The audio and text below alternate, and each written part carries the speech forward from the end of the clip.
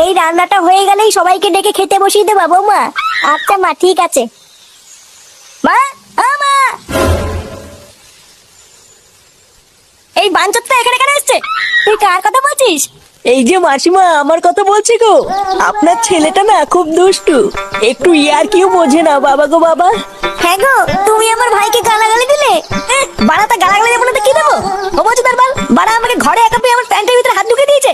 মা গো মা, জামাই বাবু তুমি অত রেগে যাচ্ছ কেন? আমি তো তোমার শুধু একটু সাইজটা দেখছিলাম গো। সাইজ ছিল হোম বলছো তার বাল, বাড়ি গিয়ে বাবার সাইজ দেখবি যা। কি সব উল্টো পাল্টা কথা বলছিস তুই? যা বলেছি ঠিকই বলেছি। লেওরা আজকে প্যান্টের ভিতরে হাত ঢুকে দিচ্ছে, কালকে তো বলবে হালকা করে পুঙাও মেরে দাও।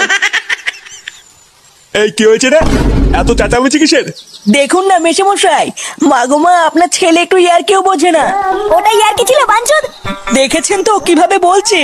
দেখো মা, আমি কিন্তু বলে দিচ্ছি, এই চুদির ভাই যদি বাড়িতে থাকে আমি কিন্তু বাড়ি থাকবো না, বলে দিলাম। চোরে বাচ্চা, তুই ঘর থেকে বেরিয়ে যা। আমরা কোনো কাজকর্মের বেলায় নেই, কোনো রোজগার পাতি নেই, আবার বড় বড় কথা।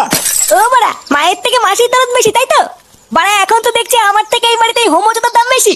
লেওলা যেদিন এই হোমোচোদারা তোমার ধুতির ভিতরে হাত ঢুকিয়ে নেয়ানারি করবে সেদিন বুঝবা বালের এই বাড়িতে আমার কোনো